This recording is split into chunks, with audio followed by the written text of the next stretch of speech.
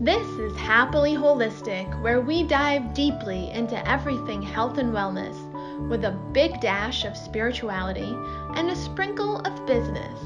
We spotlight the uplifting and the positive and share the secret ways top wellness authors and celebrities get inspired, stay healthy, and enjoy this beautiful life. I'm your host, Amy Lee Mercury, best-selling author of 15 books and holistic health expert for the last 19 years. I can't wait to get happily holistic with you today. Hello. Welcome to Happily Holistic. I am so excited that you are here and listening today. And I'm even more excited to welcome our guest, Gala Darling. Welcome. Hi, thank you for having me. I'm so glad to have you. I'm so excited for you to be here. And I was just talking with Gala before the interview, and we were saying there's so many people in our space of, wellness and self-transformation and all these different areas, and we're both authors. And she's one of the few people I haven't ever really encountered. I haven't been on her podcast. We haven't interviewed each other. We didn't make friends on social, not because we didn't want to, just because it never happened. But meanwhile, I have been watching what she's been doing, and she's just such a cool woman. So I'm really excited I get to share her message and her wonderfulness with you today. And I'm going to tell you a little bit about Gala because she has a lot happening. She's a speaker and the best-selling author of Radical Self-Love, a guide to loving yourself and living your dreams. She's been teaching Radical Self-Love, a selection of powerful techniques and tools which help women transform their lives, for close to a decade. Her site, galadarling.com, helps 1 million women a month find their voice, live without fear, and fall in love with life. I love that. Gala was born in New Zealand, and she moved to New York City with one suitcase when she was 24 years old. And she used radical self-love to heal from an eating disorder and depression. She's been called a spiritual revolutionary, the oracle of all things mystically glam, and a modern-day guru.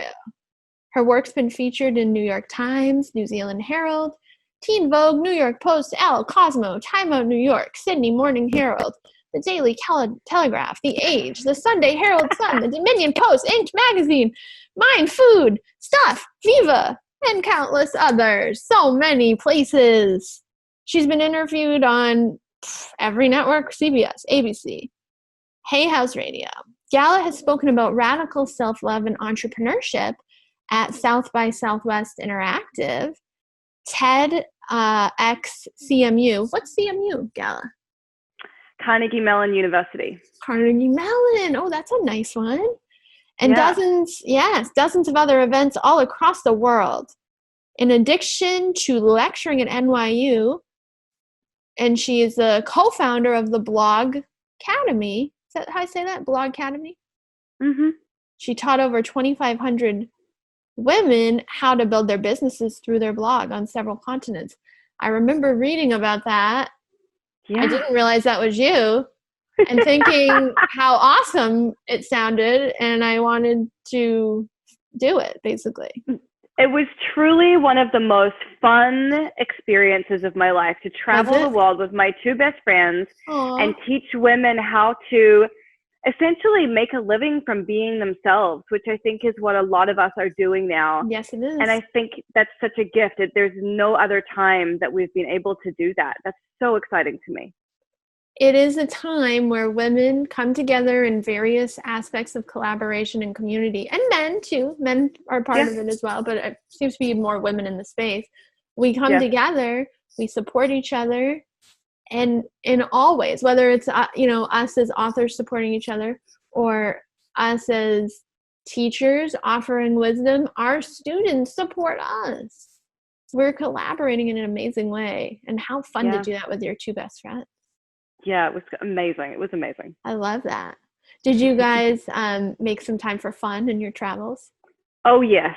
Oh, definitely. good. When we started the business, we said that our friendship was more important than the money, and that we would always put the friendship above the business. And if the business created problems in the friendship, we would just dissolve the business. Good. And that really worked well for us. I think we were working together for maybe 3 years, and we just traveled all over the world together. We've seen everything, and it was just fabulous. Really fabulous. I love that. That sounds amazing. I love It was that. great. I love that. I love traveling with soul sister friends.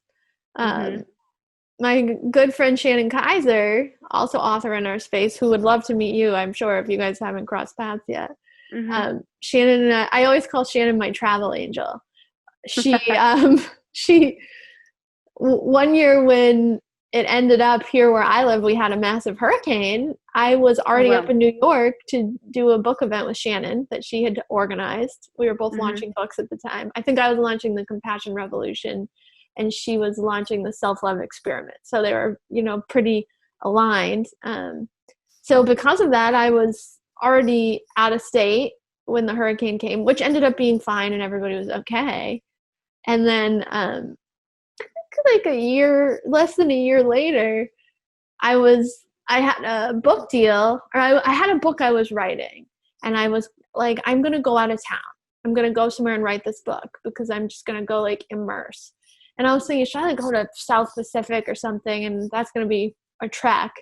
And Shannon called and said, hey, I'm going to go to Costa Rica. Do you want to come? Cool.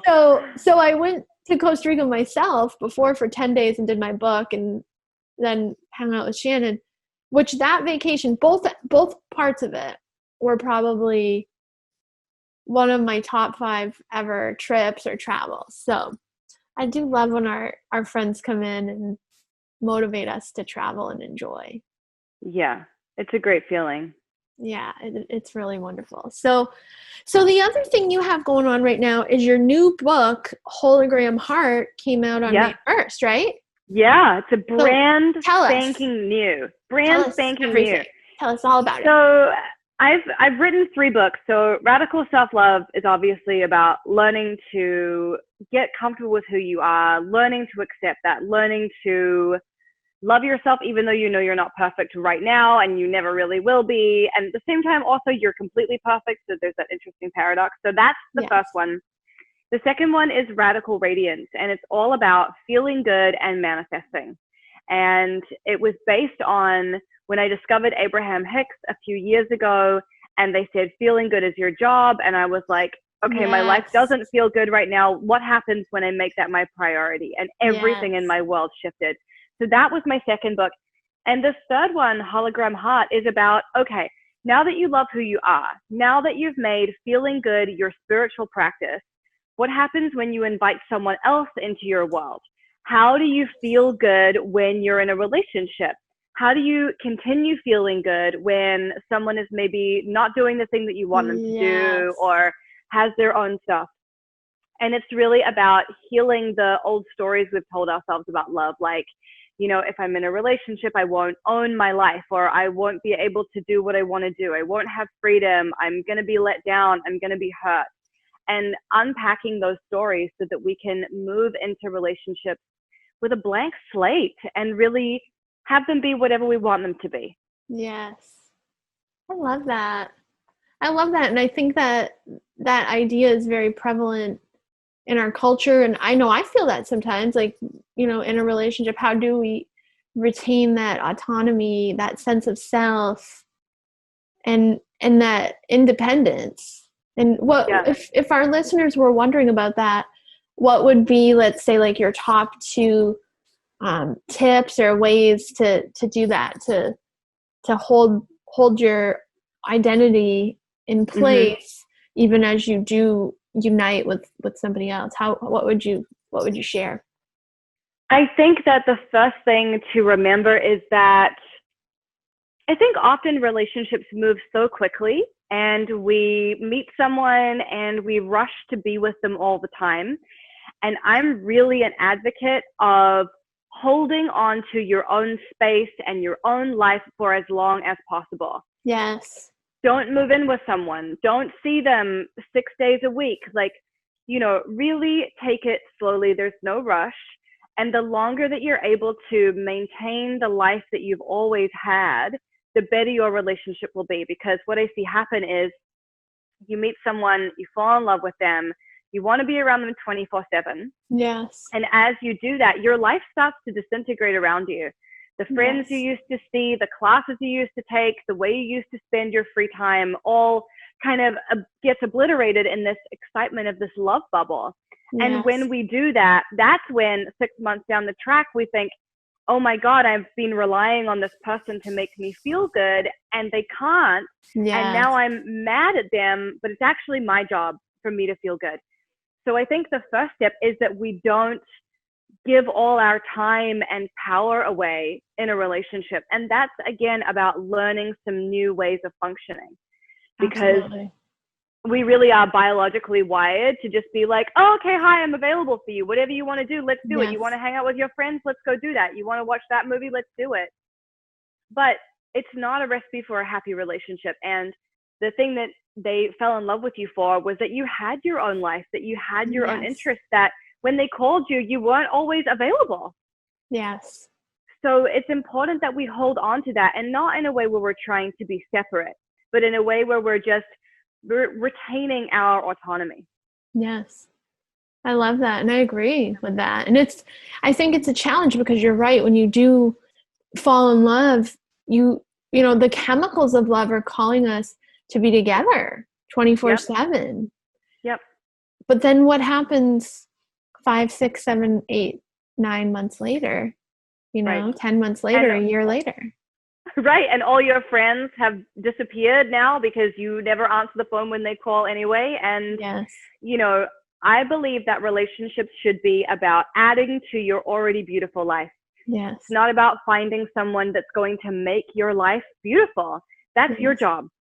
And you'll only attract a really healthy partner with their own life when your own life is robust and multifaceted and lights you up. Yes. I agree with that. And I love that. And I'm so happy that you're sharing that message with your audience, because I think we have to keep repeating that to ourselves, because it's seductive. Mm-hmm. Oh, if I just relax into this and, merge into this, right, I won't feel, I think it's that constant urge to not feel alone or separate. Perhaps it's just, a spiritual call of wanting to sort of be home and be in unity, but we are here in duality, and the dualistic nature of our existence requires our independence, right? Yeah, absolutely. Yeah. And it also keeps things interesting. Mm-hmm. I think the best parts of relationships, and people who are married, for example, tell me this all the time, the best part of our relationship was when we were dating, but we still had our own places, and we were together 3 nights a week. And when we saw each other, we had so much to talk about. Yes. We had news for each other. Yes. And, this book is really about encouraging women to make their own choices. You don't have to get married. Even if you do get married, you don't have to live with your partner. Yes. I don't want to live with a man ever again. Yeah. I'm pretty, I got a hot pink couch here, and I know. I have some hot pink furniture, that color. It's the best, and I feel so good here. And I'm not interested in trying to shoehorn a man into the things that make me feel comfortable and at ease. Like, the number of men who are really going to be on board with a hot pink living room are minimal. And so I don't need to do that. I also think that, a lot of women are artistic, they're entrepreneurial, and in order to do that work, you really do need space to think and process and create things. And it can be very hard to do that when you live with someone else. Yeah, I agree. I'm processing that in my life. I'm in a relationship. We're still not, we're not living together, and there are going to be some real concerns, because I'm sure you're like me. We're in a creative crucible certain periods of the year. Mm-hmm. And it's closed, right? In a way. Yeah. Yep. And it's interesting because, it never really used to be this way. It used to be that women were sort of at a man's beck and call, and we maintained the house, whatever. if you're a woman who does well and has a housekeeper and doesn't cook, it's a very different thing. If your partner comes home and is expecting some domestic goddess, like, that's not me. Not me. I'm not going to be doing that. I love working. And so it's, being able to understand that sometimes we as females are in a masculine role and still being able to balance that with being with a man and having it all feel good for everyone. It's a balancing act. Yeah, absolutely.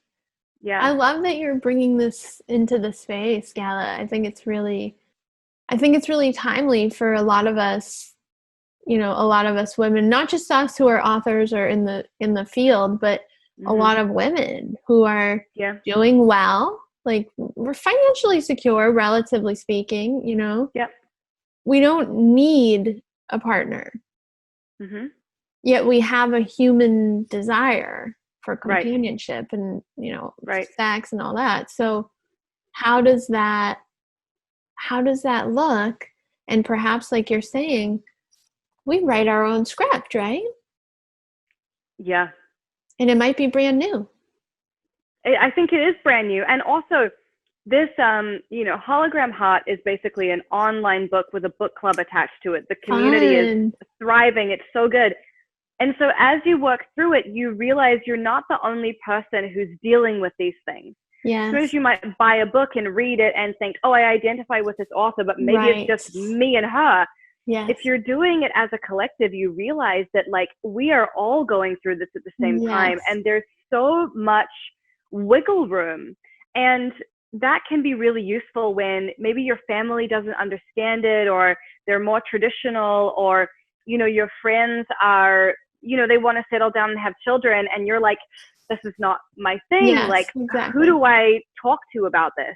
Yes. And so I'm really happy to have brought all these women together where it's like, okay, we all want these different things. Like, let's discuss how this is working for us in our real everyday lives. Absolutely. That speaks to me too.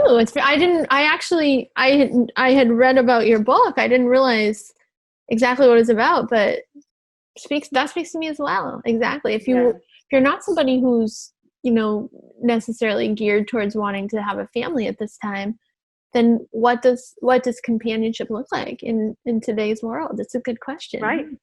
And everyone has a different answer. Some people want a boyfriend and a girlfriend. And some people just want someone to go to dinner with every Saturday night. Yeah. And some people want someone to adopt a dog with and live with. Like, there's such a range of desires that we have. And also to embrace the fact that those desires through our lifetime will change. Right. I really wanted to settle down and have a dog and live with a man in my early 30s. And now that I'm 36, I'm like, I want that. I want to be by myself mostly. And I want someone around to have adventures with.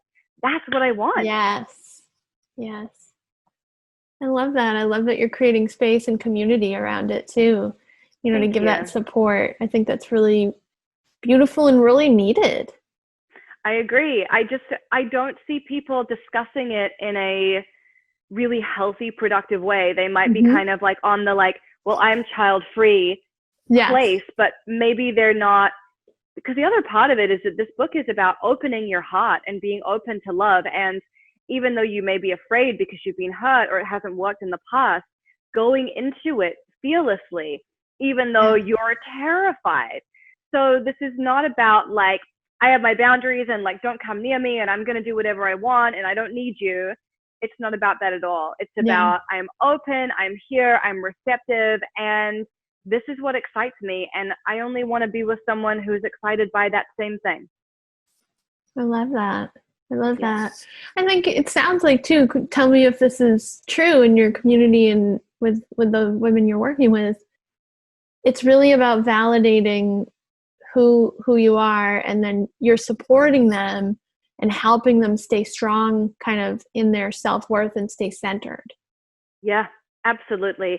And helping them realize that they are worthy of everything that they want, that there's no desire or no lifestyle that's wrong or bad or that you'll never be able to have. And, this book is for people who are single or dating or married, and the reactions from people are amazing. You know, some people who are in relationships have started and their relationships are getting really strong and really beautiful. Good. And some people who are in relationships are like, I just dumped my boyfriend because I'm ready for something more. And I know he's not with me on that journey. So I'm going to do something else now.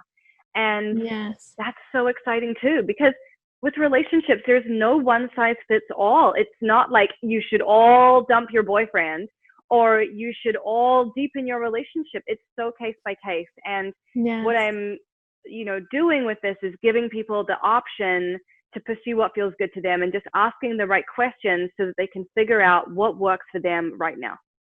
I love that.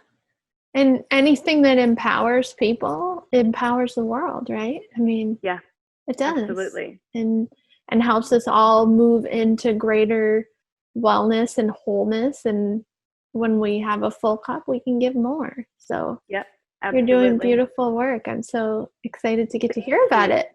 Thank you so much. Yeah. So I have a question I like to ask everybody. Yeah. If you could send a message, one thing back in time to your 16-year-old self, what would it be? My message would be to be as bold as possible and to continue being creative and dressing how you want to and taking risks. Yes. I was a pretty outgoing, creative, weird teenager, but I would have just encouraged myself to go even bigger with that. Because I think the bigger you go and the more risks you take, the more growth you have, and you expedite the process when you go bigger and bigger. So I think in order for me to like move up the spectrum, I guess I would have said like, okay, that's good. Now bigger, now bigger, now bigger. What else have you got? And that's kind of I guess it's kind of like my life motto. I do that all the time. I love it. I love that. If I'd started way earlier, then I could be even further ahead right now. But it's a very fun process either way. Go big and keep going big. Don't stop going big. I love that. I love that. I think that's a really wonderful answer too. You know, I ask you guys these questions, this particular question, I ask everybody. And it's kind of like, I personally have still not settled on my answer to this question.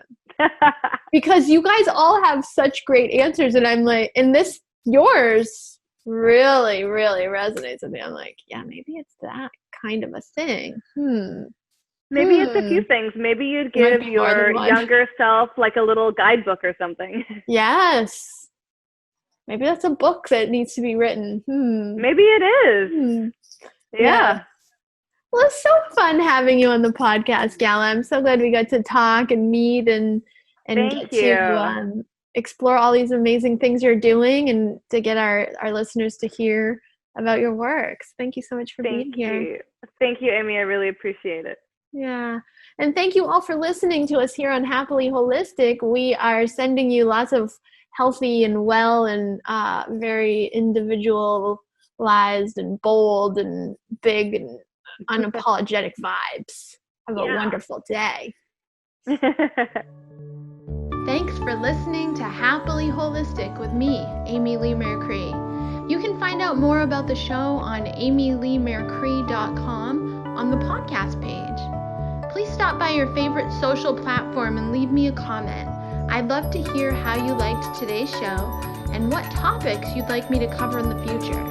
Come find me on Instagram and Facebook at Amy Lee Mercree.